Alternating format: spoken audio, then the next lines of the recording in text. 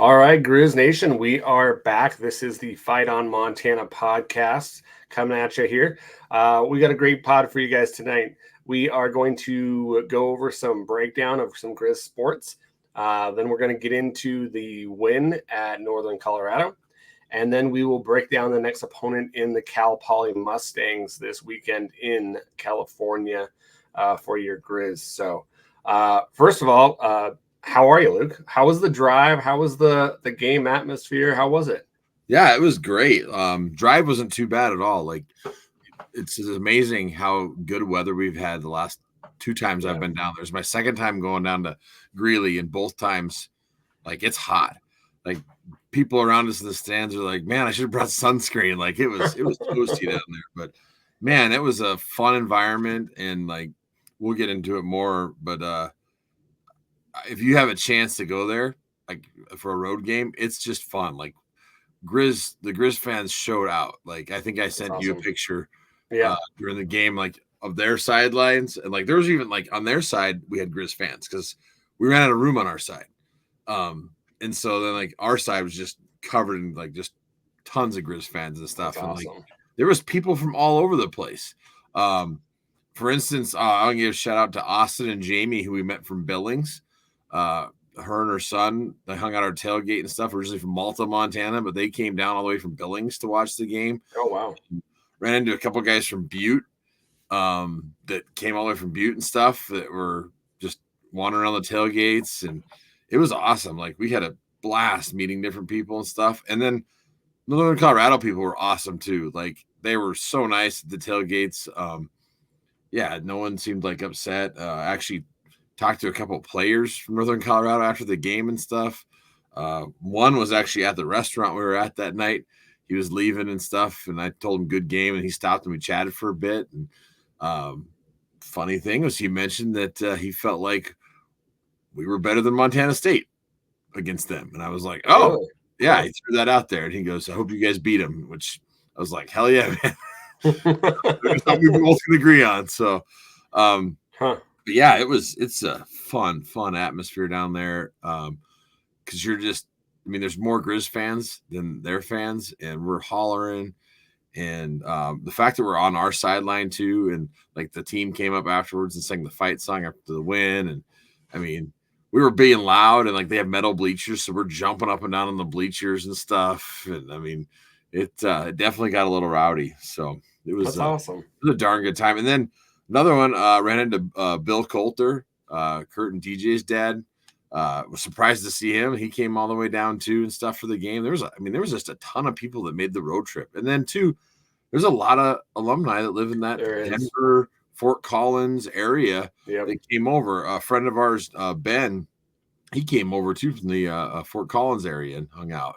And then there was people from where I'm at, Rapid City. Our friend Brandon and his wife Kayla, they were down with us. And the tailgate spot that we had was like $30.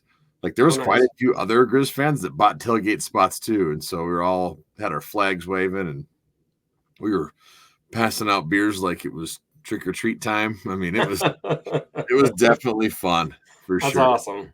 So that's a good time, man. It was very cool. Hopefully you had one for me. So definitely. It's funny because I actually brought a couple cold smokes that I brought back from Missoula, and I had one for pregame, and then I saved one for a victory. Too. Nice. Not trying to jinx this, but I was like, I'm going to save. I had two left, like from Missoula, or my last Missoula trip. And I was like, I'm going to save this one after we win. And sure enough, we pulled her off, 24-0. And yeah, it was just a fun atmosphere and game to be at. So that's awesome. Well, before we get into that game, guys, there's some other sports that we're playing. So Griz soccer. What a weekend they had. They finished the regular season back-to-back Big Sky Conference champions, back-to-back undefeated seasons. Wow. It is amazing. They went into Pocatello, beating Idaho State 2-0, went down to Weber State, trying to close it out, had to have a win to basically close that out. Beat them 3-0.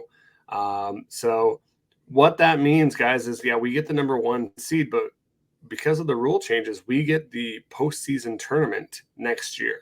Okay, I was about to ask you that. Tournament. I was like, yep, that's the case. So not just this year, we're going to get it next year too. Now we'll get it next year as well. Yep. How cool is that? I mean, not just for like the girls and the University of Montana, but the city of Missoula too. I mean, that's exactly awesome. Yep. So that'll help Missoula out with, hotels and everything. So yeah, everything. That's so cool. Everything. So they actually even have the times on here. So November 6th is when that the Big Sky Conference Soccer Championship turns out. And so you've got November 6th, Wednesday at 11 a.m., South Campus Stadium. We've got number 3 Eastern Washington versus number 6 Portland State. Okay. Then you've got at 2 p.m., you've got number 4 Northern Arizona versus number 5 Sac State. Then you've got they give a day break, so they play Wednesday, break Thursday, and then the semifinals are that Friday. So you've got 11 a.m. Number 2 Idaho versus the winner of Eastern Washington Portland State. And then at 2 o'clock on that Friday, you have number 1 Montana versus the other, and it just changed on me. You've got the other, come on, go back. And now it won't go back. Anyways, you've got that, the winner of that game. And so then they'll play that game on Friday. They'll have another break, and they'll play that championship game Sunday. And I'm trying to get that time because I'm having to go back into it. Sunday, I believe sorry guys.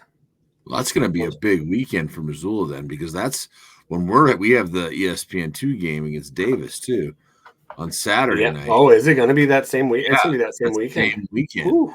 And then boom, Sunday, you got everything lines up. The Griz girls playing in the championship game. Yeah. Yeah. The winner of that, they go to the big tournament then, right? The dance. The national tournament, yep. Yeah. So that's at 1 p.m. on Sunday.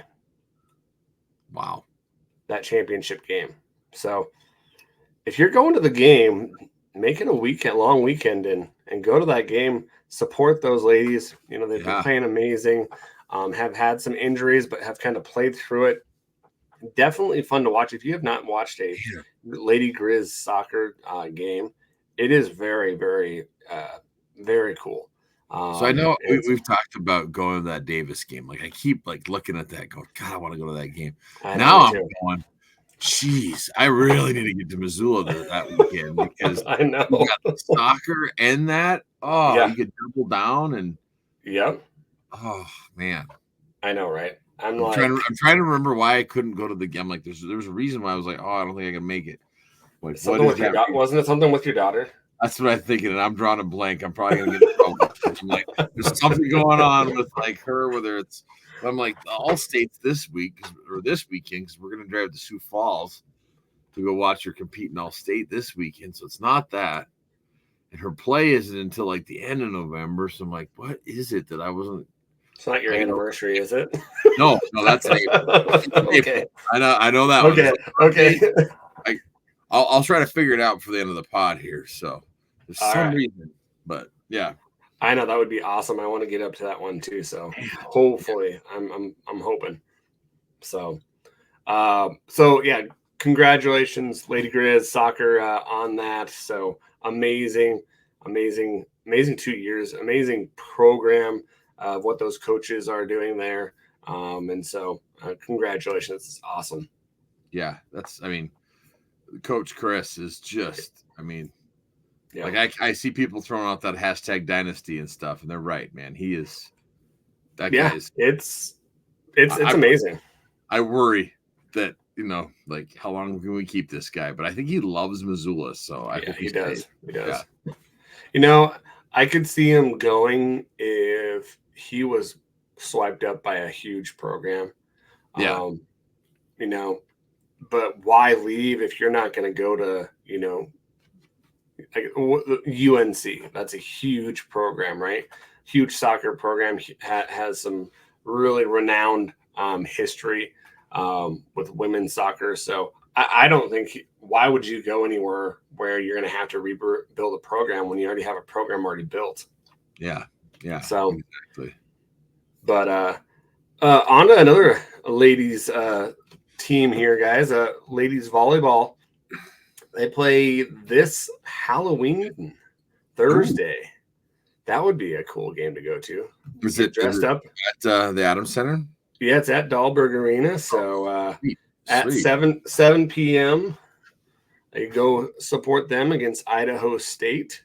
They should. It would be cool. They should have some competition for the students to dress up or something. That would be cool. I'm sure there probably is, and we just don't know about it because I think they've done something like that before. But yeah, that would be cool. Like have all the students dressed up, and that would look cool too on ESPN Plus. It would be. It would be. So, and then they play that Saturday at home as well against Weber State, and that's at 2 p.m. Oh wow! So yeah, that's why my phone's going off. So I guess someone's saying they buy your house. Not yet. We've got some people interested, but not yet. Very if you guys want a house, hey, I got a house for you. There you go. I'm selling this thing. Let's go. So also, we've got volleyball. They're not on the home stretch because they've got, let's see, 1, 2, 3, 4. Yes, soccer always ends early. Yeah. They start early too. So they've got 7 matches left before they get in. They've got to kick it into gear because I only think they only take like 6 teams. Yeah, and they've been. Well, it's just. I mean, they've been down a little bit this year. Like they've kind of rebuilding to me, kind of. Yeah, they've got 1 conference win. Yeah. So definitely kind of a rebuilding situation there. Guys, basketball is right around the corner. It's crazy how fast it is coming to that time. The men have a game on November 4th, Monday, November 4th, in Dahlberg Arena at 7 p.m. against Hawaii Hilo. Wow. I'm wondering if that's going to be an exhibition game because it doesn't say anywhere on that, but it doesn't have it on ESPN Plus. Yeah. Got to be an exhibition game. You would think, right? Yeah. But man, they're playing some tough competition too. They've got to play at Tennessee, at Oregon, at Utah State. That's good though, because I think we're coming in preseason number 1 in the Big Sky. They are. Yep, they are preseason number 1. Yep. That'll be some good tests for us right off the gate there. Show who we are. Yeah. So and let me see. I'm trying to pull it up here as we talk about this, but they did get named preseason, and which I always hate that too because I always think it's gonna. Like they're jinxing you or something. Jinxing you too. Yeah. But preseason rankings, this is the coaches. You've got number 1 with Montana, number 2 Montana State, number 3 Northern Colorado, and then in the media poll, it's basically switched. So they've got Bobcats, Griz, Northern Colorado. Interesting. Well, yeah, there you go. So the coaches know what's up. I trust that one more. Well, and yeah, it'll be interesting to see. We've got Whitney back. We've got Money, who, if you guys haven't heard, he's dealing with the death of his mom. Oh, geez. Yeah, not good. And so I think he's lost his dad a couple years back. And there's a GoFundMe page, guys, that's out there to help his family. Also with men's basketball, Owens, there's I don't know if you guys follow basketball, but Owens, he played a couple years ago. He transferred out. It was his senior game a week ago, maybe a couple days ago. And he played in it, but then he got diagnosed with leukemia.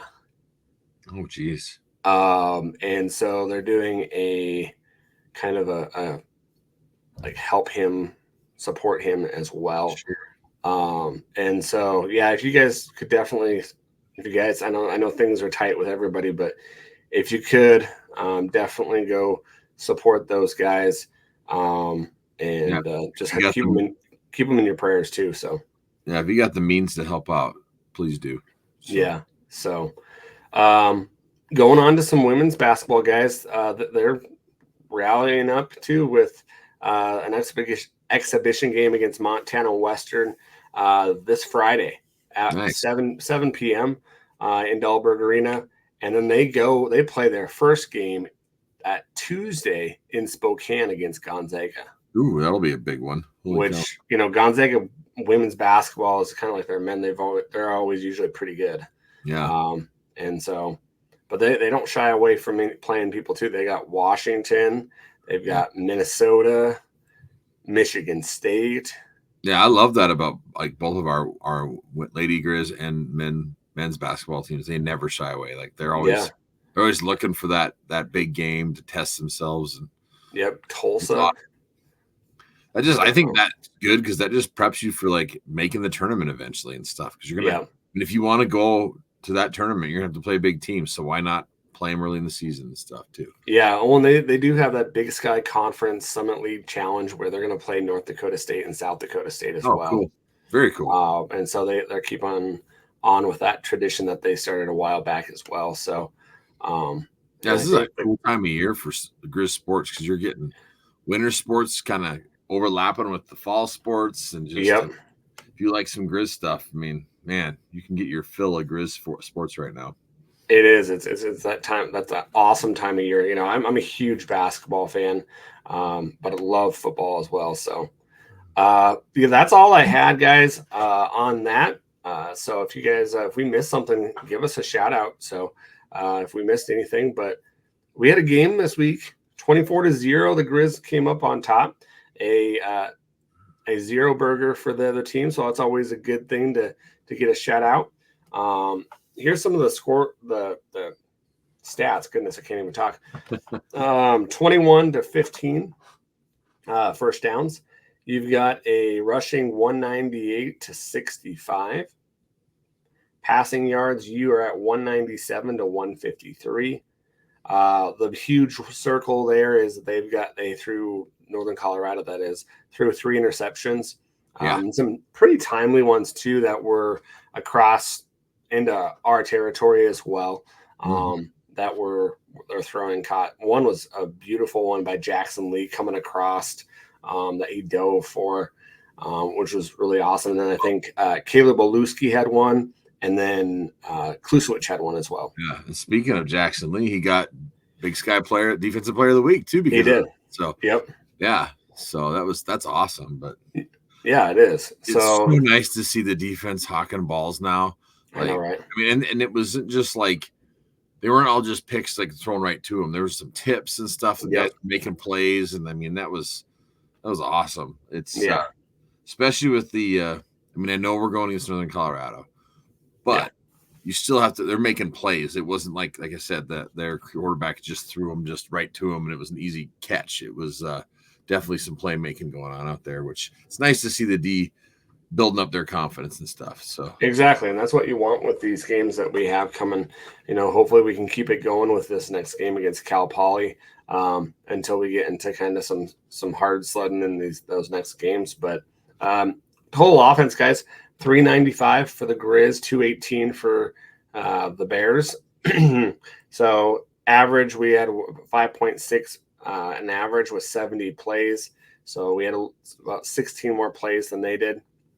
Penalties, we didn't have as many penalties, but man, we have some just like drought like penalties, especially on defense, where it just like kills some of the stops that we have. I guess we'll get into that as well, but man alive, some killers there. So punting, we did pretty good, 42 average. We had both of those punts were fair caught as well. So going into kickoff, so the kickoff totals, I'm trying to get into returns. We had one for 76, I believe it was, and then they had one for 18. So that keeps on getting better. That's always nice to see that we're getting better with that as well, because that was a point of interest on some of the things that we were going into those games as well. So. Possession. We had the ball for 38 minutes. They were 21.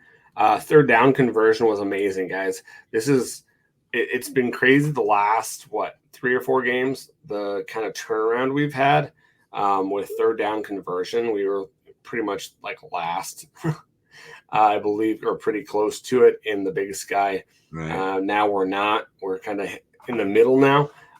10 of 16 on third down. That's pretty good. Which was great, over 50%. We held them for 3 for 11, so that's, under 40% right there almost, I think, right? Yeah. So if I did my math wrong, that's on me. Red zone chances, we were 4 of 5, 0, they were 0 of 2. They're saying we didn't have any sacks. We didn't have any sacks. So no, but there was some TFLs. Like okay, I was like, man alive, I thought we had some sacks. There's that big one that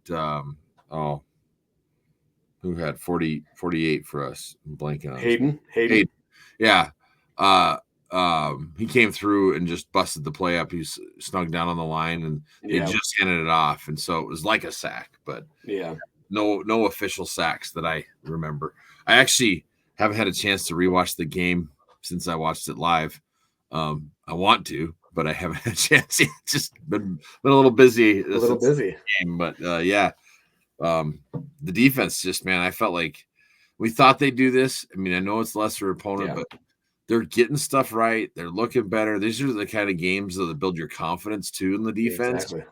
And so we should just continue to see them play better. And so we mentioned that before. We're like, hey, we got 2 games here, Northern Colorado, and then the one we're going to talk about too, where if we do what we say we can do, like the defense putting up a blank, the goose egg on the board.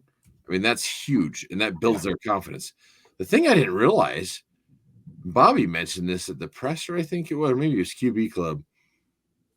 That was a blank this year, last year, and the year before. Like 3 years in a row. That we that's hard to do. Like I don't care. It's hard to put a goose egg up anytime, but against the same team over and over again, that's it's pretty impressive. Yeah, and the way that we did it last year, 40-0 or something like that. Yeah, so crazy.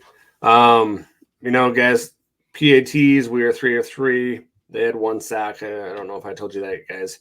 Field goals, we were 1 of 2, which that other one was long enough, but just a little to the right. So that one was crazy. Like where we were all sitting in the stands, we're down on that end zone, right?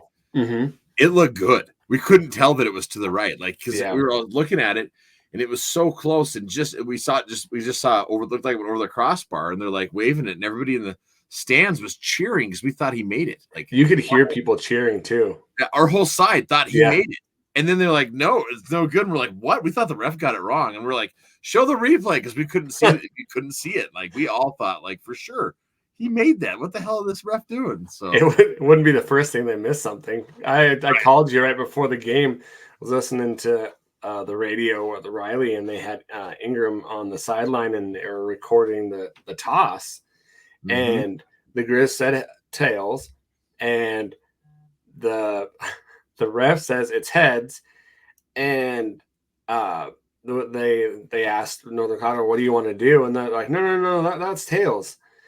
And there's like a dead silent, and then he's like, oh yeah, sorry. And he says, what do you want to do? And I'm like, what had just happened? Like, and then Riley's like, well, and that's why we have Ingram on the sideline. Good thing that he's down there. I'm like, oh my gosh. So I call you and say, you're not gonna believe what. Yeah, because we had no idea that was going on from the stand. Yeah, we had no clue. It was just you could tell something was up out there, and it was like, what the hell's going on? And I was so glad you called me because I was telling people around me what the heck was happening. So yeah, it was nuts. Oh my gosh, really crazy. So, guys, another thing on this game is we've had, you got to see some people passing the ball, which, what, if you actually go on to the Griz site, they have Kenzel Lawler as the quarterback. What? Yeah. They have They have Fife 6 for 8, but for Ayat, they have Kenzel Lawler. That's What? I was like, that doesn't make no sense at all. No. Well, I'll tell you, I was surprised when they pulled Fife and I thought they were putting Ayat in for just like a series, and then he was in for the whole game. And I mean, I'll tell you, Fife did look a little rusty at first. Like there was that handoff to Gilman and stuff, and I'm like, man, what's going on? I mean, he just looked, he looked like some of the throws were off too. Yeah. Well, we've been saying that all year. They're off, and then he doesn't look at his checkdowns. He just goes right to the boundary always, and so he looked like that. You know, we were worried when you worry about coming off a bye where there might be a little rust coming off the bye. Yep. And so I'm glad that they put Ayat in, and he didn't look rusty. Like he looked pretty damn good. No. Well, and what I saw with Ayat, which I wrote down when I was watching, some of the things that we were kind of like, hey, he needs to work on this, but you've got to let him work on it. His progressions have gotten tremendously better. Yep. Going through his progressions, and also his deep ball. His deep ball to Harris, that one was beautiful. Oh, it was funny. And it doesn't look like a dying duck. It has a nice tight spiral. I was really impressed with his throws. Now he does need to get better with those short passes because a lot of his short passes are getting blocked at the line. Yeah, that's just, I think he's zipping them in there and not putting that little.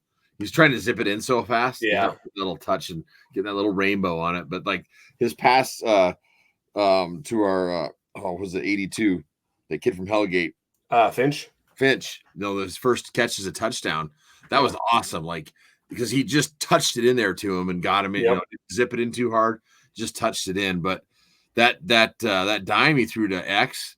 It's funny because I'm on another text thread with the Griz Den people. And one of them was like, man, did you see that throw by Fife? That was a dime. And we're like, that was Ayat, man. That was Ayat. It was like, yeah, that was awesome. That ball. Yeah, it was. So that's why, like, I think probably tonight after we get done recording, I'm probably going to rewatch the game again. Yeah. I've been wanting to. I just haven't, unfortunately, had time yet since traveling back and all that. But definitely one that I want to see. I want to see the game film again. So yeah. Well, and we said it too. Like Fife was a little off on his throws, and I don't know the inner workings of the coaches if that was planned or if it wasn't, but I don't know, man. Like I'm sure it was planned to play them both. Yeah, but as far as playing Ayat so long, that's what I'm questioning. It was just really, really chunked. Like you start with Fife. And then he doesn't do well at all, and the offense is not running well.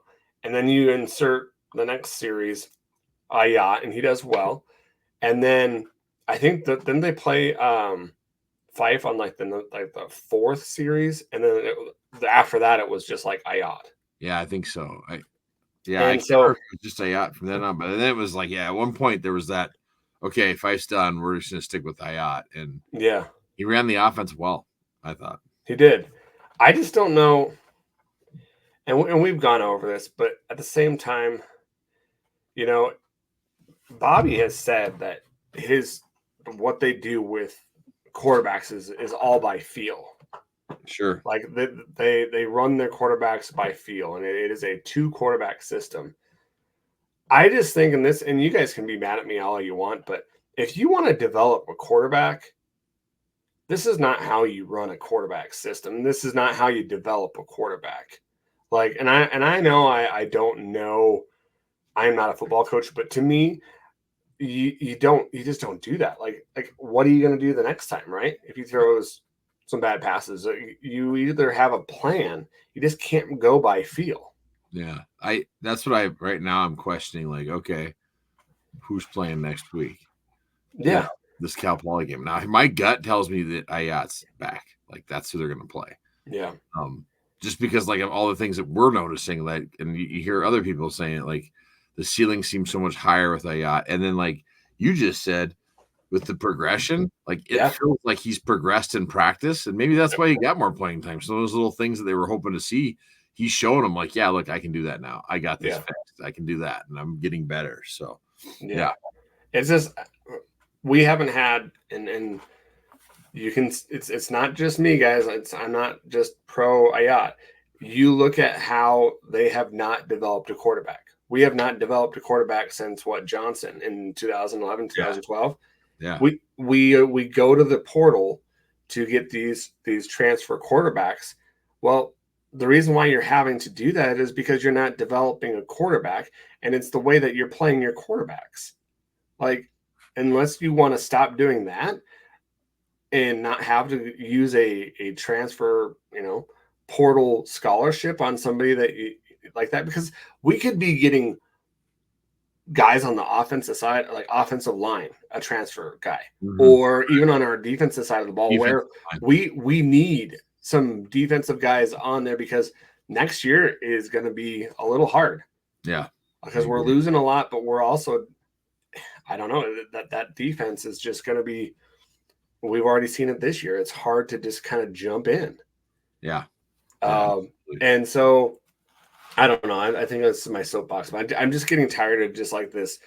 Well, we just go by feel, and we just, I'm just so tired of them not developing quarterback. Well, you're right. I mean, I wasn't expecting to see as much Ayat. I kind of thought that after the last few games when they were playing Fife, I was like, okay, they've made their decision, and that's what they're going to roll with. And then I thought the only way we'd see Ayat would be if we were up, 21-0 or something, and then he'd get mop-up duty.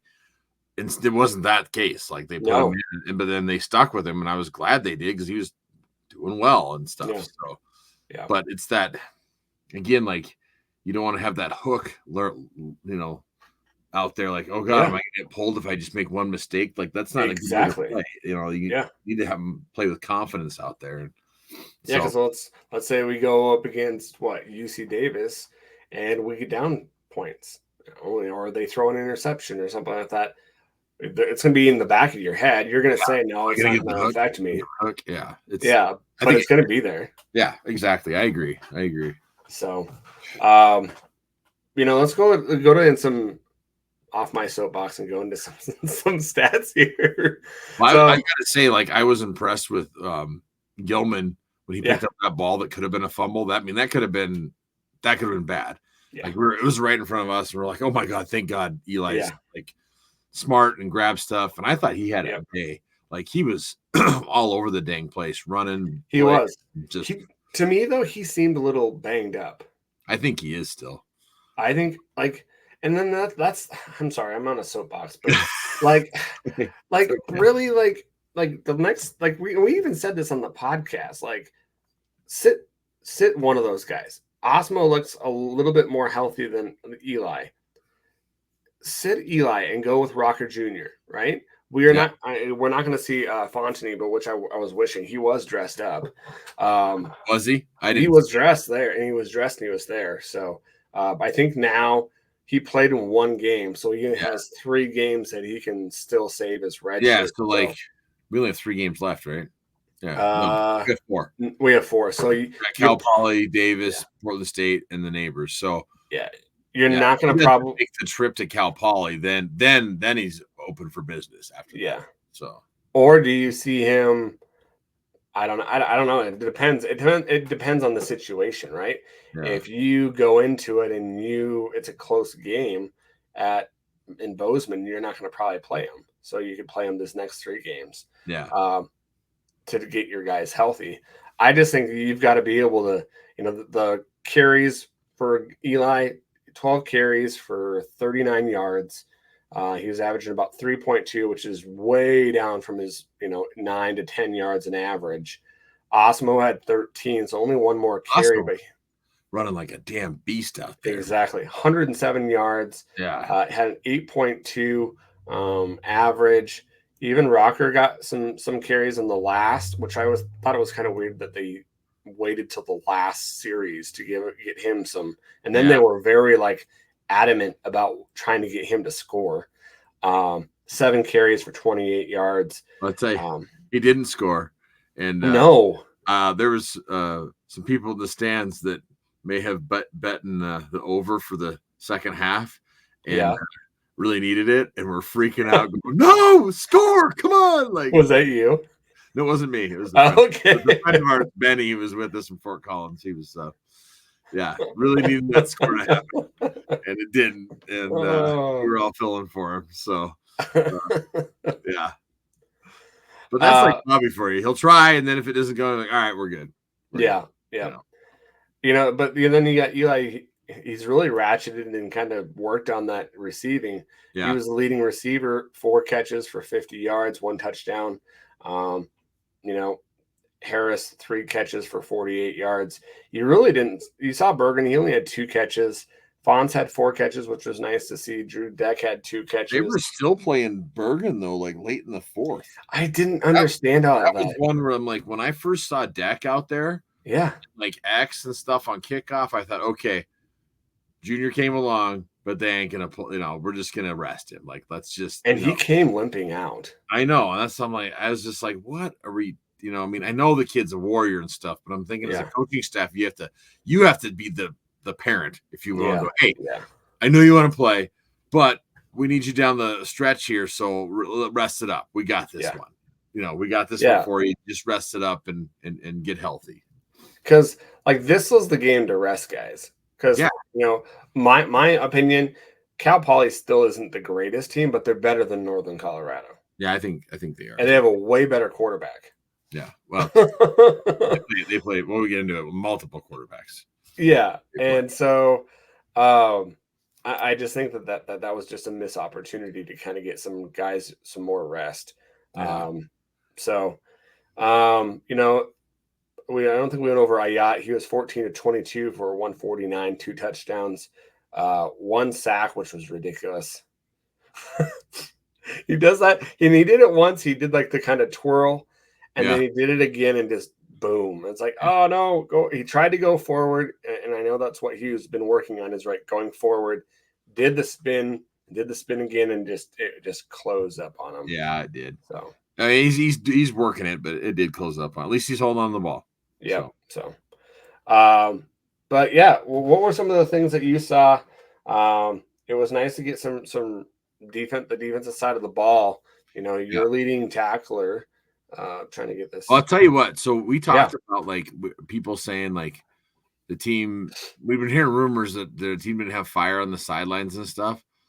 They felt like to me they did. Like they were fired up, and that's good to see.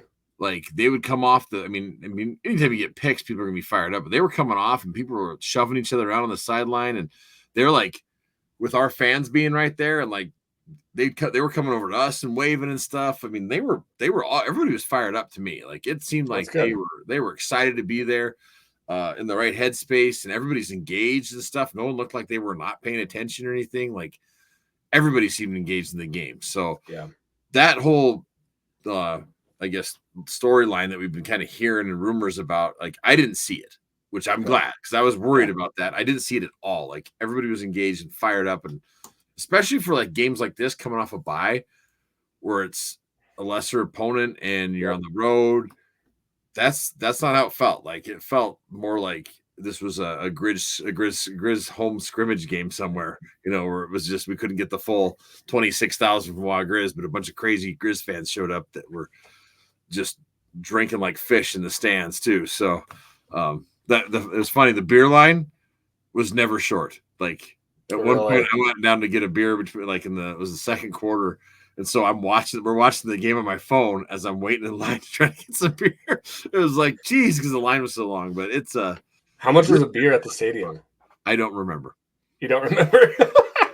I just was like, give me 2. And I hit my car. I think it was probably like $8 or $10 a beer, but I can't remember. It was just like, yep, give me 2 more.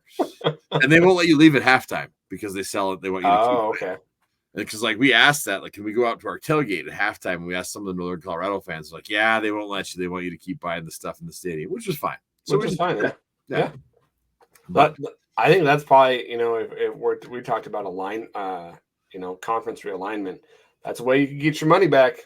Oh man. Well, that's like we told the people, I was talking to the tailgates from Northern Colorado. I'm like, yeah, they don't sell beer really in the stadium at Wild Griz. And they're like, they don't? Like they thought that was insane that we don't. They're like, yeah, they really don't. And I'm like, no, yeah, they don't. It's like there's a couple special areas you can, but not like, wow, that's a miss, isn't it? I'm like, yeah, you could be making a lot of money off of that. A lot. So, yeah, what? $8 times 25,000? Oh my gosh. Yeah. Well, that's just like one beer a person. Like there's yeah. Not that everybody will have a Yeah. beard. You get a lot of kids and stuff, but that's a good average because there's a lot of people who have a lot more than just one. Exactly. That's why I was like, what is that? No, it's I think in Frisco when they create the beer like stacking thing when they got all the cups and stuff that they make a big long like beer train that everybody's holding up there. I mean, any of these teams in the mountain schools in the Northwest like our frosty beverages and stuff. So exactly. I was wanting to see how much that would be. Yeah, but it was like as far as the game though, like it was just a fun game. Like the crowd was into it, and then like a lot of the big stuff happened towards our end too, and so like I'm sure there's a lot of stuff I missed because we were hugging each other and high fiving. I was going up and down high fiving everybody. I mean, it was just a fun game to be at. $200,000. Yeah. And that's on the low side. Right. That's what I'm saying. That's low side. Yeah. We keep talking about revenue. Here's a revenue maker for you. And that's one game. Yeah. You have 6 games. That's over $1 million. Yeah. Yeah. So, but I think the biggest problem with that is like we've mentioned this before, like we just don't have the facilities to do it or the people like we have enough hard time with the concessions because that was one thing you notice at that game. So we're just this little section. They have one beer line. Yeah. It's being run. You order and then you pay over here. Like so there's 2 people running. That line is like a block long. The regular concession for like food and stuff like that there was nobody there. Like that line is just so that's the thing is that you need to figure that out before. Do a scholarship one. Have you seen those like places now where you can have like just taps on a wall and you have your little wristband thing? Oh yeah, there you go. Hit it and you pay for the ounce, like you prepay for it, or it charges your card somehow. Yep. You do that and just have like a beer wall. A beer wall where they can actually like section it off. Yeah, you section it off so you know that the people are old enough and you just pour your beer and you're on. Yeah. Oh, man. I've got lots of ideas. We fixed the problem. Ken Haslam, you can thank us later. Here you go, Kent. Yeah. He was there. Like Kent was down there and stuff. He was in the sidelines and everybody was there. Oh, other thing I forgot to talk about. So the Griz had their the alumni tailgate too. Yeah, how was that? It was weird.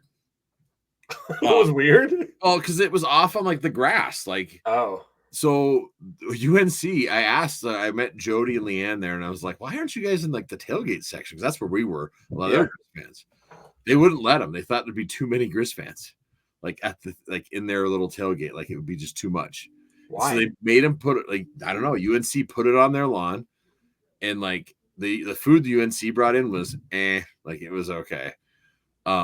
It was still cool. I mean, it was packed of Griz fans there too, but like a lot of them left there and came over to the tailgates because that's where all of us other Griz fans were having our own tailgates and just passing out drinks and having a good time. So it was all right, but it's like it just felt like UNC kind of put like the handcuffs on it a little bit of like, here you can only do this, you can only do that. And wow. Yeah. So they had mentioned next time too. They're like, yeah, we're gonna figure it out. We want to do it in the middle of that spot. And I was like, that's what you should do. It'd be cooler because there was plenty of room still and spots open. They could easily put it right there in the middle of the tailgates, and then all of us, our tailgates. I mean, there was so much maroon and silver walking around there. That's awesome. Yeah.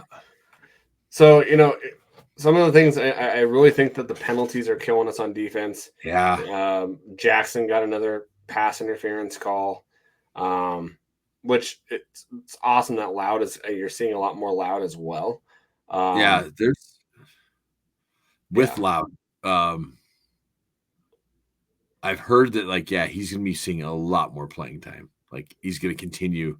His growth's been so good that we're just gonna keep seeing him, and he's got a big ceiling too. So he's gonna make some little freshman mistakes, but like the potential is so much more there. I think we're gonna just continue to see him get more and more and more playing time. I think so too.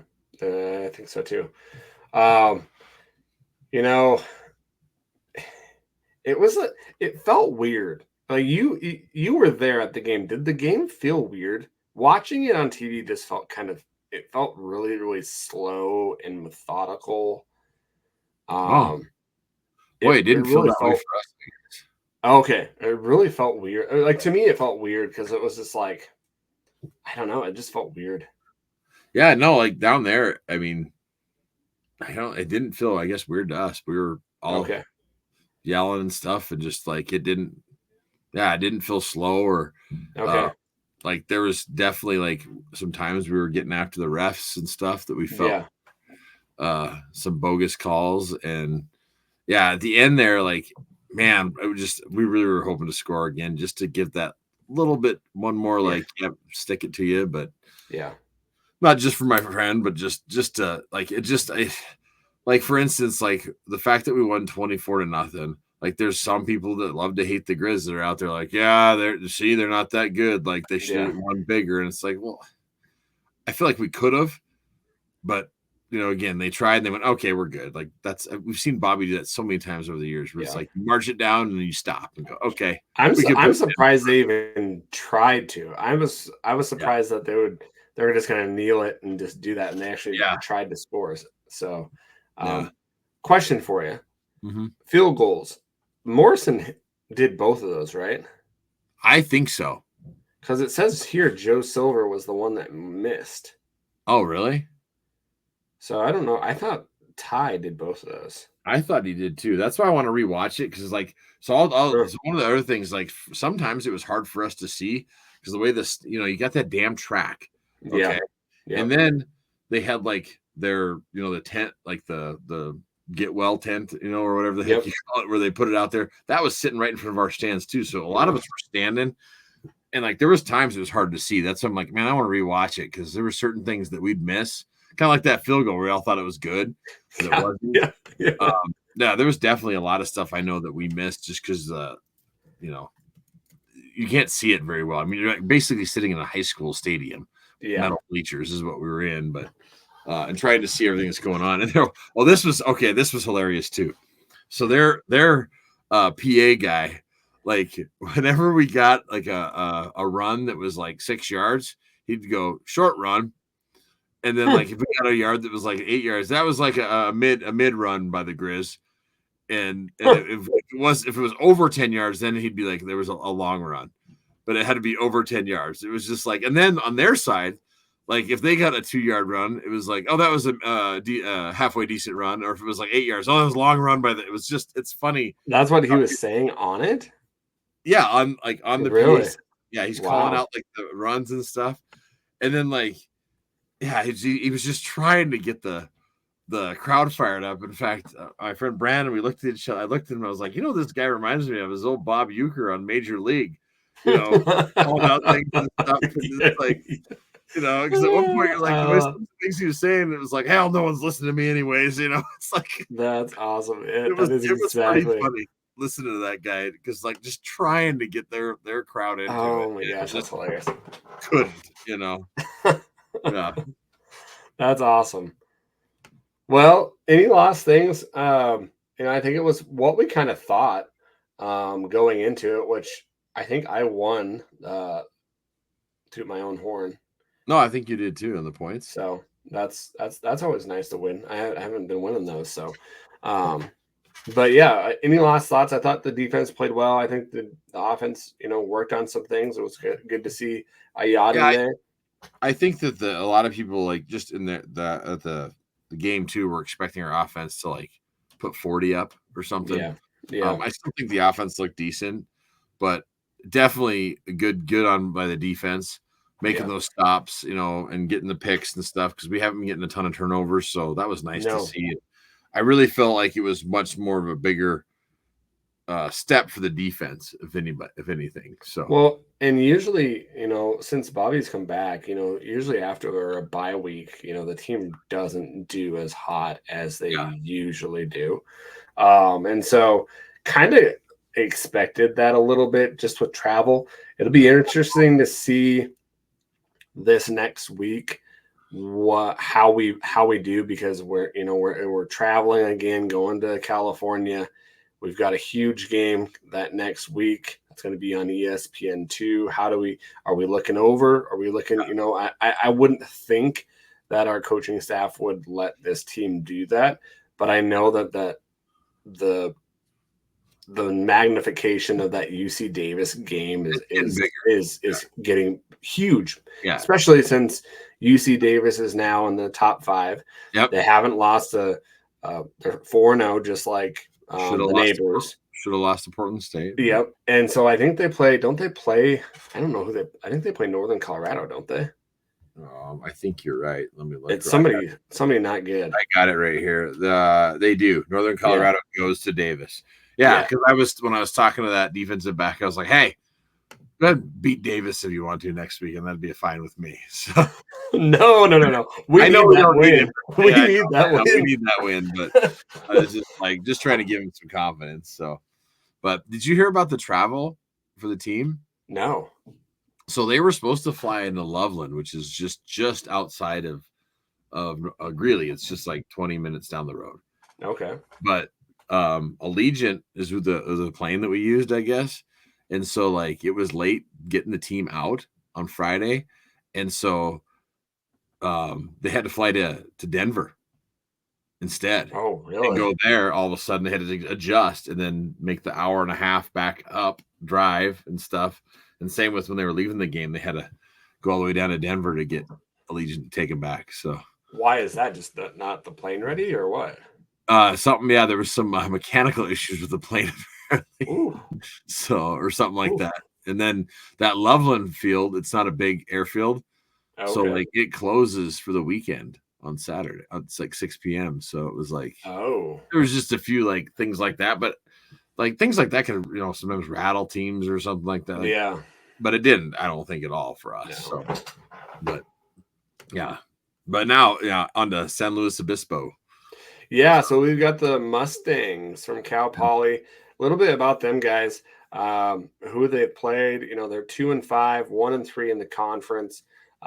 They played San Diego and lost to San Diego 21-27. San Diego, yeah. Sorry. Well, fairly, it got me all messed up now. I'm sorry. 60% of the time it works. Yeah, right. Oh man, oh gosh. They went to Stanford, got annihilated by the trees, 7-41. Well, what's funny about that? They actually played decent in the first quarter. They did. Before they got annihilated. Yeah. Played Western Oregon 31-14. That's a good win. I'm playing a Division II team. They did beat Northern Colorado 28-7. They lost to Idaho State in San Luis Obispo. That's sad on homecoming. Yeah. 38-41. They played UC Davis 56-10. Oof. Yeah. And then last week, which I watched this game, which is really, I don't know what to expect. I don't know if I'm calling Idaho as just not good, or if Cal Poly showed up for this game. I think a little bit of both. I think Cal Poly is better than people think, but I think Idaho is not as good as a lot of people think.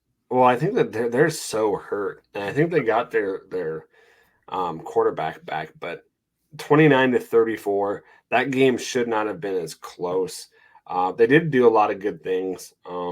I think that their quarterback is going to be a good test for us before we have to play UC Davis. Bo Kelly. I think Bo Kelly, he's a good thrower. They throw that guy in there 17. To run the ball. He doesn't like to throw it as much, but he does just enough where you have to keep you honest. But they are averaging about 23 points a game, guys, letting other people score against them at 31.4. They are getting a lot more first downs on passing, about 2 times as many on passing. Rushing yards, they're averaging about 122.6. And their passing average is about 231 for a total of, I'm trying to find it, 353 a game. It's very interesting to see. Because they don't want, they're trying to be even, but it's just an interesting offense. They've got a really good wide receiver. That Woods, he's a really big-bodied wide receiver, which John Carlo Woods. exactly. Yeah. Number 2. Is it number 2? Yeah. Yep. Yeah, that's what I just put them. I put John Carlo Woods as a stud. Yes. And we'll catch everything. Like, yeah. The dude makes one-handed catches, like Yep. catches, like he is legit. Well, and he has the frame just to go off and just body someone too. And so that's going to be something to kind of watch out, because I do feel like they were, what they were doing against Idaho is that first half they did a really good job, is they were throwing quick passes out to the side, in the middle, so that Idaho couldn't use their pass rush against them, and just kind of tore them apart. Having, hey, we'll beat your cornerbacks and our athletes will beat your athletes, and did really well. That's that Bo Kelly, like that's what I put down. Like he throws a good ball and has a really fast release, but like makes quick decisions. Like he was just boom, boom, boom. And then what I didn't get was then they went back to the run. Like they were killing Idaho on the pass. Yeah. And then they're like, oh, we're gonna run it now. And then they just got stifled. And it was like, why'd you stop it? It was working like that. That was well, and then at the end of the game, then they had to go back to that, and it was just like, why did you stop? So I have a theory on that. Yeah. Do you know who their OC is? No, I don't. Rosie. Really? Rosenberg's their OC. Huh. Interesting. He used to pull that crap with us. We'd be like, oh, that's working. Stop it. Let's do something different. I used to feel like that. Yeah. Yeah. So that's going to make it different dynamic. Rosie is, and I think he's their, I have to look to see if he's an OC or just the wide receivers. I think he's their OC. Okay. But he's down there on their staff. So, I mean, that makes a different dynamic too, because he's going to definitely, be telling him, like, here's what Bobby likes to do. Here's what P's like. I mean, he knows our stuff. Oh, yeah.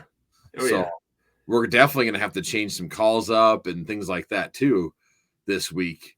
So that's why, like, we talked about, like, we can't look past him to Davis, right? No, we can't. So because of the fact that Rosie's on the staff, Bobby loves doing that. Like, oh, used to be in mine, we're going to beat the crap out of you, and, I'll come shake your hand and muck it up with you afterwards. Like, he loves doing that after he beats guys, going and patting them on the shoulder and ha, Yeah. Yeah, that's why I think the staff is really going to be focused on, like, let's get this one here for sure. Okay. The time of possession is pretty even, 28-31 on opponents. They are not good at third down conversions, guys. They're at 36%. They're 3 of 7 on fourth down. They've lost, or they fumbled 6 times, lost it twice. They've had 13 sacks, so they do get some pressure, good pressure. They have an amazing Ponder, number 14. That is a guy on defense that we're going to have to watch. He is just it's like the Woods guy on defense. He is going to play in the NFL someday. He has some talent. So, yeah, number 14, I didn't know his name. Ponder, yep. I wrote down, like, has the best pass rush on the team. Yep. He is going to be a problem. Yes. And then he runs the hoop really well. And what I mean by that is, like, so as a defensive lineman, we used to set up, like, hoops, and you run it. And your goal is to stay low and, like, get your body super low, but run this tight hoop to get around to the quarterback. Yep. And this guy does it like a pro. Like you were saying, like, he has the look of, like, oh, like, we can see you on Sundays. Like, he's definitely. he's gonna be a problem. We're gonna have to, like, make sure we know where he's at all times. Yeah. And not let him have a free release to our quarterback, because he will crush them. Like, we need to contain that dude. Exactly. Red zone, they are 15-17 with 13 of those coming in touchdowns. So, I think it's going to be a better team than Northern Colorado. Better defense, better offense. Yeah. Just an overall better team, I think. And especially quarterback, right? If you go to the quarterback position, you've got Bo Kelly there. He is 106 of 165, so 64% completion rate, 1,115 yards, 6 touchdowns, 6 interceptions, so can throw interceptions. He's only averaging about 159 yards a game. That's where I noticed, like with Idaho, where they got him off his game is when you do get pressure on him, you do like that beginning of the game, he was really these quick passes. That's what's eating him up. As soon as like he has to do more of that like 7-step drop back or even 5-step, like, and they can get pressure on him, he's throwing off his back foot. And when he starts doing that, watch out. Then it's pick time. Like, so that's where I'm like, if we can get some blitzes on him, or you can just get some pressure on him, we could see our guys ball hawking again and getting some picks, I think. Yeah. Well, and you've got to look at like this thing. Yeah. He's half of those interceptions were in the first game of the year. Yeah. 3 interceptions against San Diego. Yeah. And then 1 against Stanford. So he hasn't. They realize that if he does that quick release, that there's way less chance because he throws a good, accurate ball. When he snaps and hits his first or second read, like just boom, boom, like this kind of hot routes. Yep. Then he's much better, much more effective. Then they have that number 17, I believe, that Richie Watts. Yeah. That is their running quarterback. He's the 3rd leading rusher on their team with 35 carries, 162 yards, 4 touchdowns. He'll throw it too. He will throw it. He's not bad. He's 11 of 18 for let's see here, 151 yards. Well, Kelly's the better passer, but like don't think like 17's in, it's going to be a run. Like that's when he'll throw it on you. So exactly, and that's what they want to do is they want to kind of lull you to sleep. They have their main guy for running back guys is that Aiden Ramos, number 5. Oh, okay. He's not the guy I was thinking of. So who you were thinking? Were you thinking? I noticed number 10. Like he had a few. Okay, Briscoe. Yeah, he had a few runs where I was just like, this guy could be good. Like he's hard to tackle. He's spinning and like.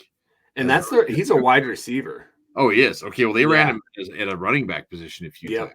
Yep. So that's interesting. They're doing probably the same type of thing we do with Fonts and exactly. And yeah. Yep. So they have him in the back, but that Aiden Ramos, he seemed little. Even my wife, when she's like that, he can't be 5'10". I'm like, that's what he says. Like he seemed little out there. 5'10" with his cowboy boots on. Like it looked like she's like, he's like looks so small, he's gonna get hurt. And I'm like, no, he'll be all right. Like he had 80 carries for 290, 3.5 average, 1 touchdown. And then they have that Zion Hall. He's only played 4 games though, so they usually go with that Ramos as the running back.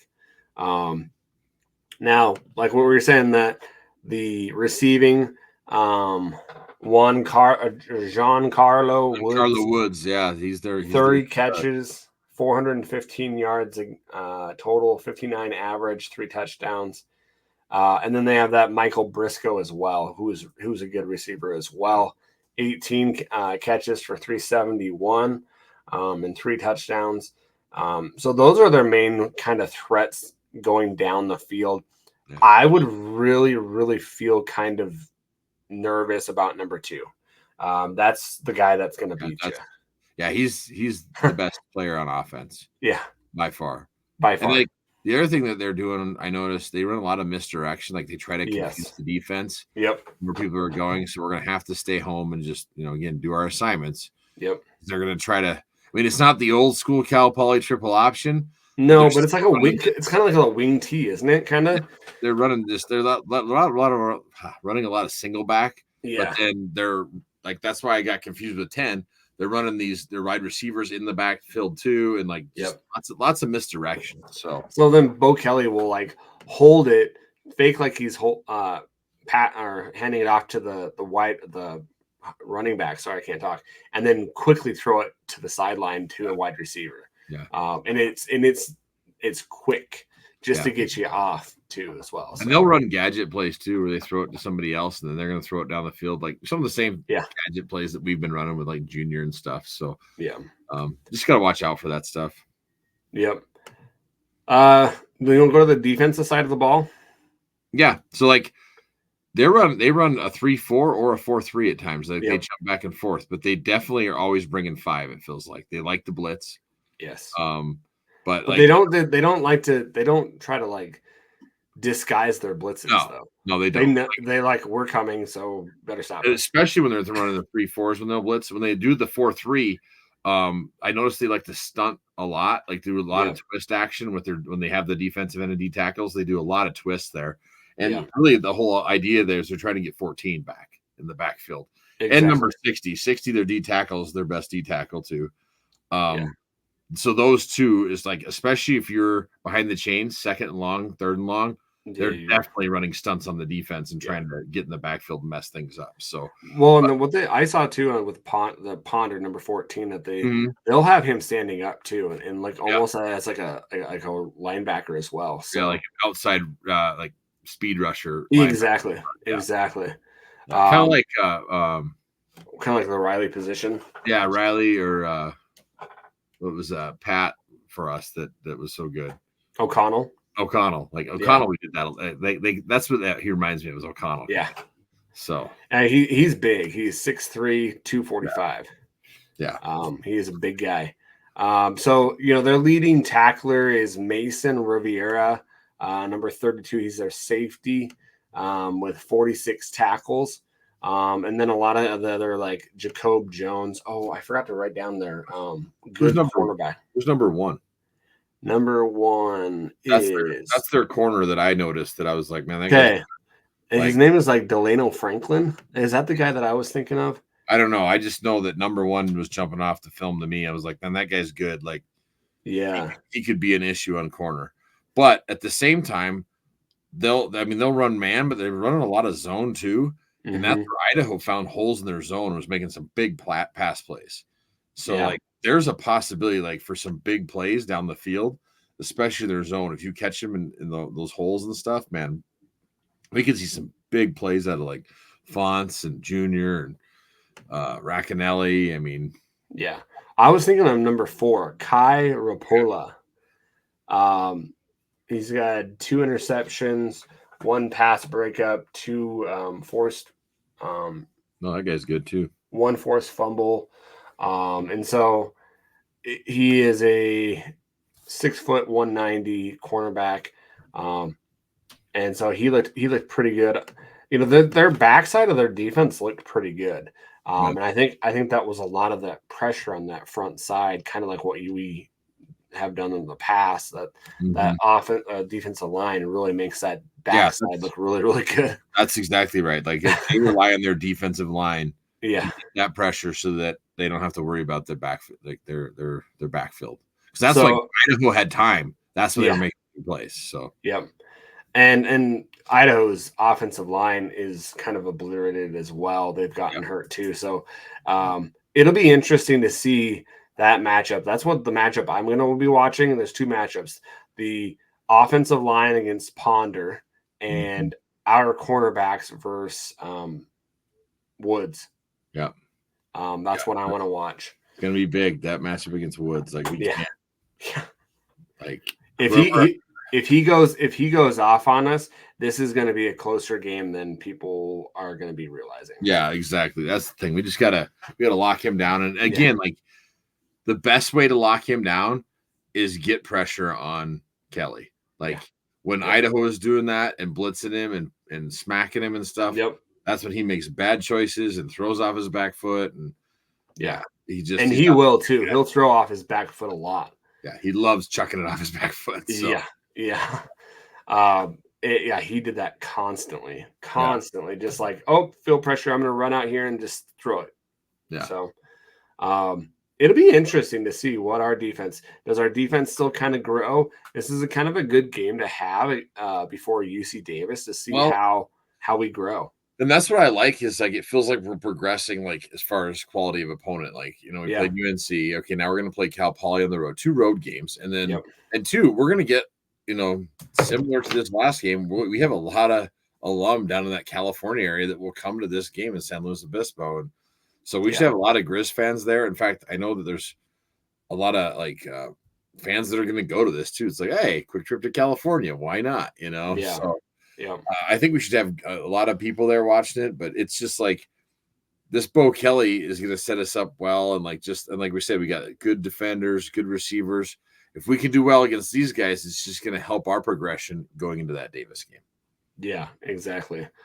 Special teams guys know about their punter Ryan Collins is averaging about 43 on a punt. There was one they sailed on him big time. Yeah, their long snapper, like he can sail it sometimes. So yeah, it wasn't even close. Uh-uh. And so he's inside the 20. He's got 11. He's had 5 50-yard kicks. Field goals, they're 3 of 6, 50%. You know, that 2 of 2 in the 20 to 29. You know, after that 40 yards, he's 1 of 4. So after the 40 yards, so not great. They like to just kick it out of the end zone. Noah Cerna, he's had 24 kicks. He's averaging about 62, 10 touchbacks. So kind of figure that will continue to happen. Probably try to do that to us to kick it out back in the end zone. Which I would hope that they would have Harris back there with Fonts or Harris and Childs would be a good one as well, just to have back there. Well, the way Harris ran it this last game, I'm like, put him back there. Like he's got that breakaway. Yep. Get him back there. Let Junior heal up, man. There's just no save Junior for Davis. Like exactly. Yeah, I wouldn't even play him. And then just let Harris keep getting that experience. Like I felt like he feels like he's gonna break one. Like oh yeah, I thought he was gonna get that one. Yeah. So, yeah. Let's see. I got the Big Sky rankings, guys. You have anything last thoughts on Cal Poly before I kind of go into like the rankings of where they're at? No, I really think that our big thing is I think we need to blitz a lot on defense and just get pressure on Kelly because that's really gonna help our DBs against Giancarlo Woods. So and that's the only thing I'm worried about is if we don't get to him, we're gonna be leaving our cornerbacks open. So hopefully we can play some deep coverage as well. Yeah, like that's the thing. Like that's where they can hurt us is that deep ball with him. So big plays. So we just need to shut that down, which I think we can. So yeah, I think so too.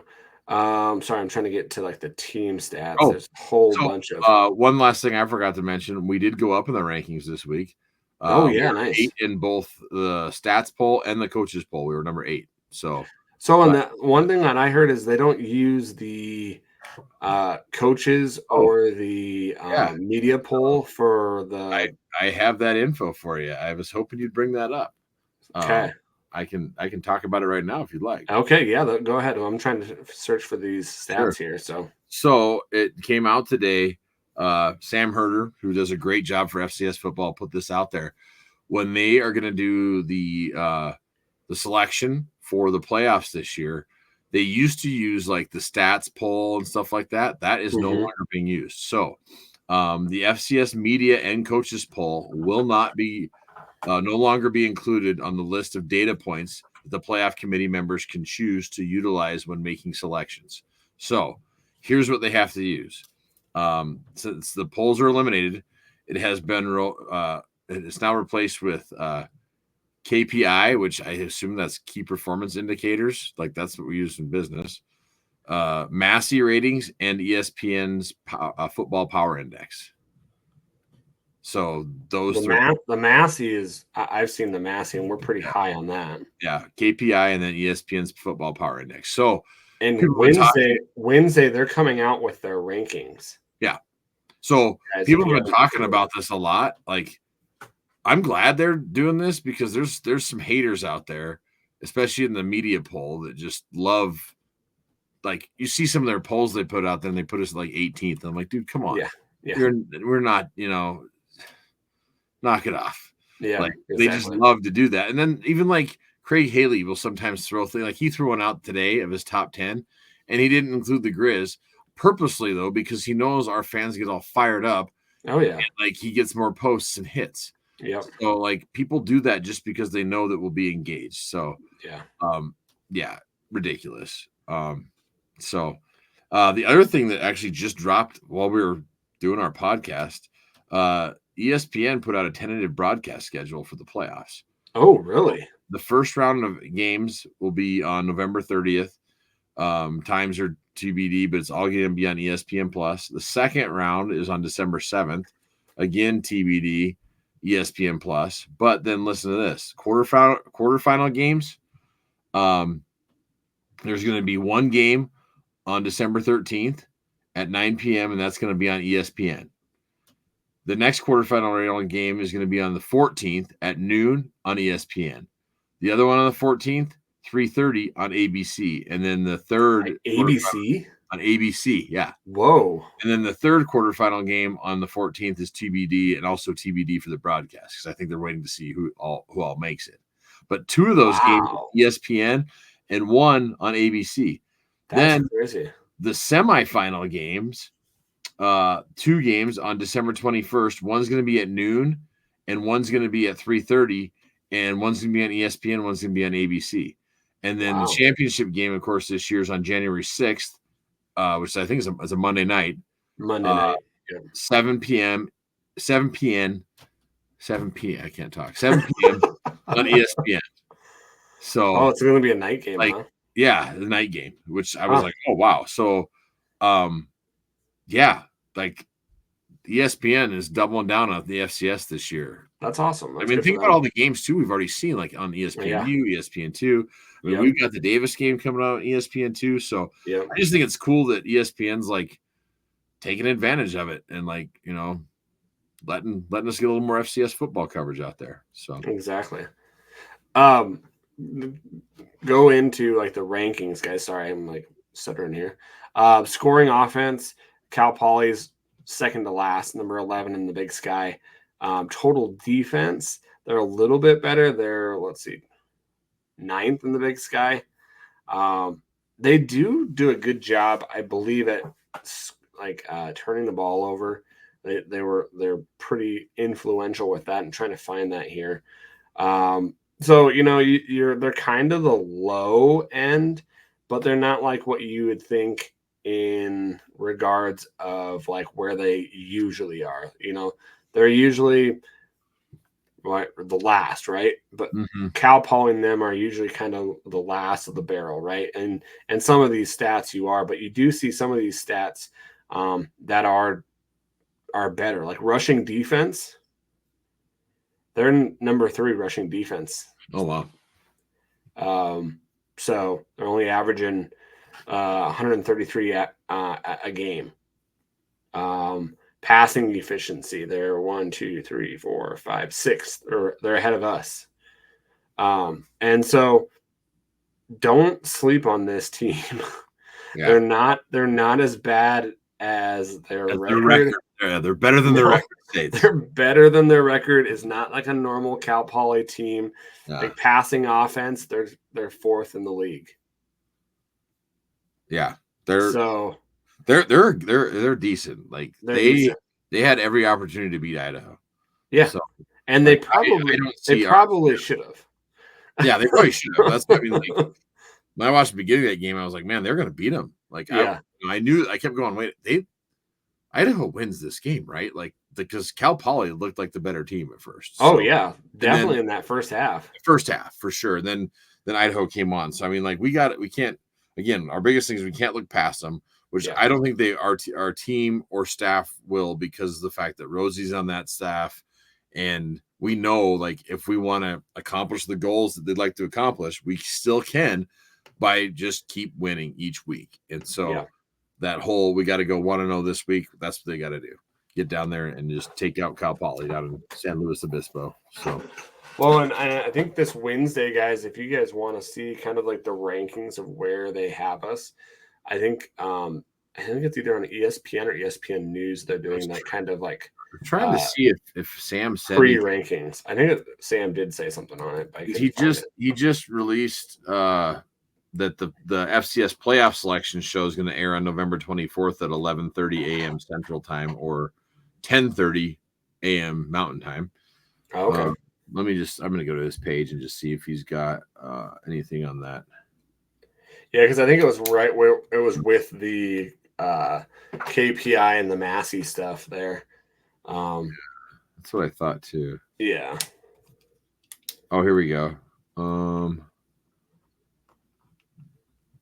Yeah, he was just saying like the committee is focused on expanding the metrics to these other polls. I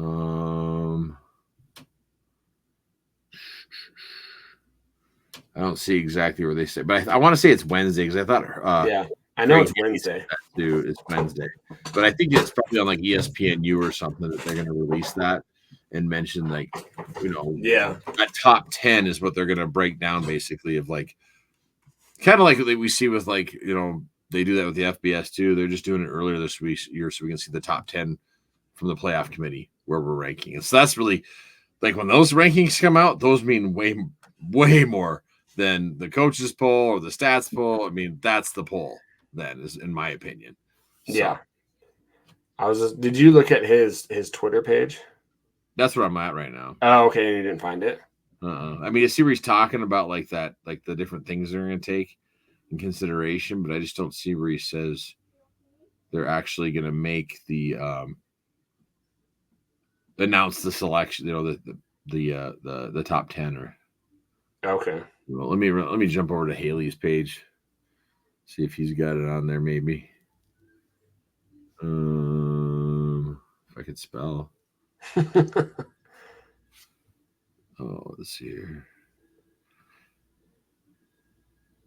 Yeah, I'm not top 3. Okay. Saturday night's review including. Oh, never mind. Oh yeah, okay, here we go. He just says my projection for Wednesday's FCS selection committee top 10. So it's going to be on Wednesday. I'm not sure if it's going to be broadcast on like where it might just drop it too. It may just drop. Yeah, I think it might just drop. So yeah, I was having a hard time finding because as Adam and I were talking about, we found out tonight that Clifton McDowell is not going to play the rest of the season. Yeah, and so that's all over both their pages because as we all know, Cliff played for us last year. And so it first came out that Cliff was like still on the team, just wasn't going to be playing anymore. Well, then he announced he's actually having surgery later this week. So best wishes to Cliff and hopefully he'll up and stuff. And that's just too bad that he's not going to be able to play. I do think it's interesting that Tarleton State is doing so well with Vidlac. He's not in Vidlac. He's at Stephen F's off. I thought Vidlac was Tarleton.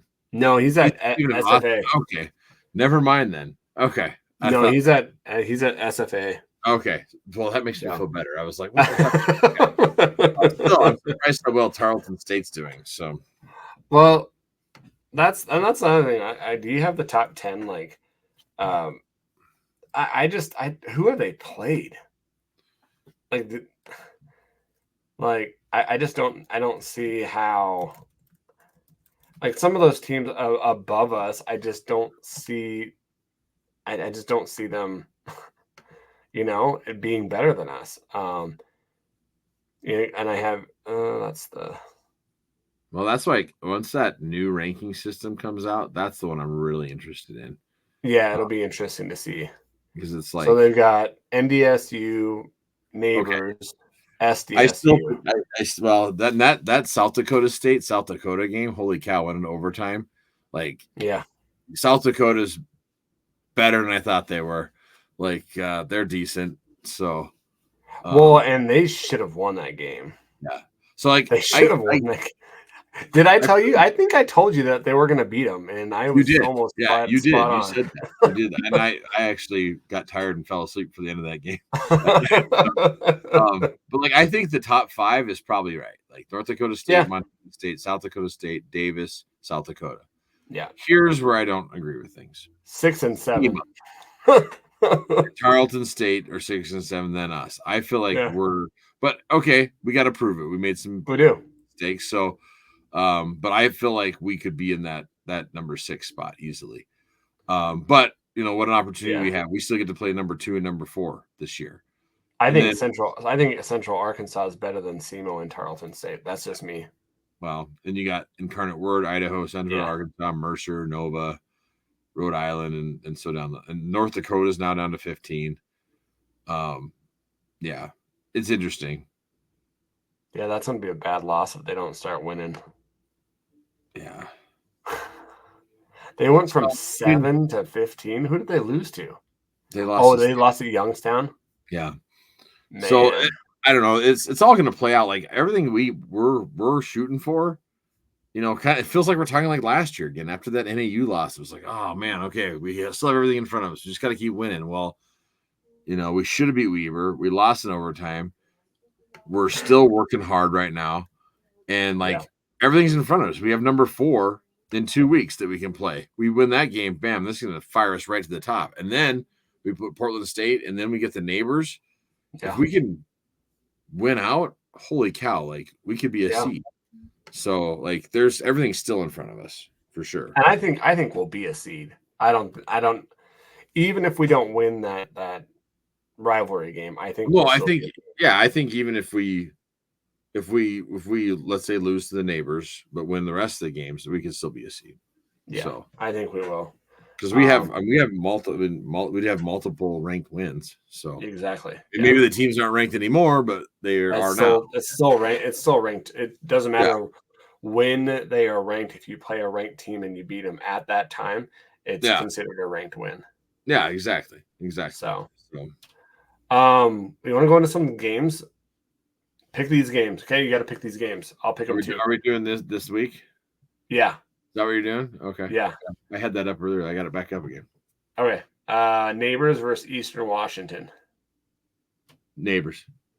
I think it'll. I think it's going to be close, though. I hope it's close. I think it's going to be close. Like I don't think it's going to be them blowing them out. Like No, I think it'll be close, but I think the neighbors are going to win.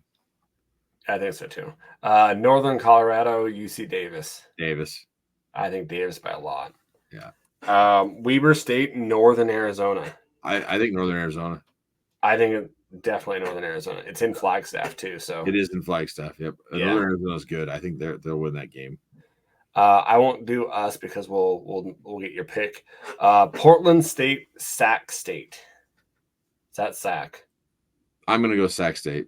Like I think Andy's going to get them to pull this one off. Like, Yeah. although Portland's been sneaky, like Portland's such a weird team. Like they play really good and then bad, and Yep. but like I think this is a game where Sac State will step up and they'll take care of business. So I think so too. Man. Well, I got my score for our game already. Too. Okay, what's your score? Well, I'm going to give you versus. Okay, yeah, versus. Versus has us winning 45-26. Whoa. Yeah, I know. I was like, whoa, that surprised me with that score too. Okay, 26, really? Yeah. Well, I mean, we were just talking their offense up, and they got good receivers, but I still was like, I don't know. That's yeah. So I had the Griz winning 34-13. Mine's 31-14. Oh wow, we're right there. So yeah, 34-13, 30. Yours was 31-14. 31-14. Yeah, that's gonna be a hard one to. and I'm 34-13. So there's what? There's like 3-point difference there. Yeah, not much. Not much. Field goal. I need them to keep it under 13 and score more than 34. Yeah. So. Oh man. Well, hey, we're thinking the same thing then. Exactly. That's why I was surprised, like you were, when I put my score down. I put that score into versus. I was like, whoa, that seems a lot hot. Yeah. Yeah, especially in a road game. It's a lot of points. Yeah. Although the over under I think was 51 this last weekend. Oh really? With Northern Colorado. Yeah, that's what Vegas had it set at. So. Wow. Yeah. All right, so we got. You want to go with some fan questions? We got some questions here. I saw a couple. I think Bridger put up there. Yeah, and then sorry, I was reading this. So I'd put on the bracket for the Griz soccer team. Yeah, I didn't. Why would you not have the two lowest seeds play? And someone referred to me on these. Oh, did they answer you back? Yeah, well, I think it's just someone, and it wasn't actually the Big Sky Conference. Oh, Tom didn't answer you back? No. No. Anyways, Tom will interact with you. I've had Tom go back and forth with me, not like bad, like positive. No. I've visited with him at a Griz basketball game. He's very approachable. Yeah, so. he's a good guy, and he loves the Blue Sky Conference. So our buddy Bridger Lord, B. Dean Lord, what is the first bar you are going to in Missoula when coming back for a Griz game? Okay, so mine's easy because there's always one I go to first usually when I'm back. It's the Bodega, and it's because I worked there in college, bounced bartended. Nice. And so like I always go back to that one. And then from there, usually we make our way just across the alley over to Reds because that's where everybody hangs out is at Reds. And then from there, you go down to like the Mo Club for a little bit, and then you make your way over to Stocks. So there you go. Now that's like the first bar. If we don't feel like going downtown, a lot of times we make our way to P Falls off Brook Street just because they got great food there and stuff. And it's still kind of a bar, but you can have your kid in it. Like, because these bars, I can't bring my daughter along. No, that's why I'm like, well, you know, having my son, I don't. Yeah. Generally, that's like if like when my parents were living there and my daughter would be staying at home, my wife and I'd go out to those ones. But yeah. So nice. Just kind of make your way down the street there. I would like going to the press box too, so that's always a good one. Yeah, the press box is always a good one too. So yeah, and then so like another one that I like to go to is River City Grill. It's not a bar, but like out there in Bonner. Guy Trineri runs that. He used to own Trineri's, and like for those that have been around his little favorite bag of burgers that was on Malfunction Junction. Oh yeah, and all those. And he's got the River City Grill out there in Bonner, and that's awesome. Like you can get matadors out there still, and they have like fresh pie. And so that's like when I always hit up too, like just because the food's so freaking good out there. So nice. It's a gem. It's sitting out in the parking lot next to the big travel center out there. So that's always good to know. Yeah. His second question here was, does it seem like the Griz QBs prefer different receivers? Ayat seems to go to X, whereas Fight is locked in on White and Racanelli. I would say Ayat. I think he likes going to White as well. So here's where I thought immediately. Okay. Ayat goes through his progressions more. Oh, he definitely does. That's why. Yep. Fife. There was many times when he's thrown to White. Yeah. There's other guys wide ass open, and I'm like, what are you doing? Fife, that's the first place where Fife goes goes to White, no matter what. Yeah, and he's throwing nice balls and getting it in there, but I'm like, dude, Bergen's wide open and Fonts is wide open. What are you throwing it there for? So yeah, I think like in X this week, I did feel like part of the reason is they were playing X in that same spot for Junior. Yeah, just because they were trying to rest Junior, but I think they should just rest him completely. But I think so too. X and him play that same position, and that's why you're seeing that. So that's my thought, big time. Is I feel like Ayat goes through his progressions more, where like Fife, he doesn't see it. Boom, he's right to like Gilman or right to the flats, like just boom flat, boom flat. Yep. And so yeah, and he does look for White, and then if he doesn't have White, then that's fine. Then he'll go to Gilman out of the backfield or go to Racanelli. And I do think like every quarterback, no matter what level you're looking at, has their favorite target. Oh yeah, definitely. You have your guy that you trust, like that. Yep. And you get that, like it's like, okay, I trust you that no matter what I do, you're gonna pull this out for me. I'll throw you the ball, and you're gonna make a play, and you just get that trust. So, yeah. Cool. Well, that's all the questions we had. Okay. Guys, if you guys want to get a hold of us, make sure that you get a hold of us. You can get us at Fight On Montana at Instagram and on Twitter. You can find us Knuckleheads on Facebook as well. So get a hold of us. We love hearing the what you guys have to say to us, but also just hearing how you like the pod or what you guys want different out of the pod. We love to hear that as well. Yeah. So yeah, definitely listen, rate, review, subscribe to the podcast. You can get us on YouTube as well, where you can get us on the FCS Fans Nation Podcast Network. You can get us on anywhere where you get podcasts. Usually a lot of you are listening on Apple. So definitely give us a review there too and give us those 5 stars. That helps us out a lot getting this up into the stratosphere of people knowing about us as well. So tell a friend and keep on listening. Yeah, I think there's going to be, if you're going to the Cal Poly game, there's going to be a lot of people there. I know one of our fans of the pod, and we talked to a lot, Anthony Davis, who's Brooks's dad. Oh yeah, he's their family's making it up to the Cal Poly game. So awesome! That'll be awesome. A lot of our players that are from that California region, like all their families and stuff, are going to be there. That'd be fun. I think Brooks is going to be on the sideline this weekend, which would be really cool. Like he could maybe get playing time. I'd love to see him out there. But yeah, like I feel like we're gonna have a good showing down there. And man, after going to that Northern Colorado game, like my goal is when I retire, be able to go like all the away games. There's so many away games, and the home games are so much fun too. But like the away games, like just talking to their fans that are making the trips, and too, like people like myself who can't get to all the home games, and you get to go to this, like so you just go all in and scream and holler and Yep. I would like to go to Flagstaff. That'd be a cool game to go to. Yeah. Oh yeah. The walk up sky dome. Like this weekend, it was so cool too. Like, so like we had like my daughter would yell, it was like first down, the whole crowd, Montana. Like, so we were doing it. And then we were doing like in the parking lot too, the Montana Grizzlies chant back and forth. And like, it's just fun when you go take over another person's stadium. Like do that. So, yeah. So if you have the ability to go to this Cal Poly game, like go for it. That's awesome. It'd be so much fun. So yeah. Yeah, we've got a lot to talk about next week, and hopefully we'll be able to talk about those rankings as well as they'll come out. Oh yeah, that'll be out next week too. Yeah, we'll definitely break that down. Yeah, that'll be fun. So, guys, remember to rate and review and subscribe, and like always, go Griz. Go Griz.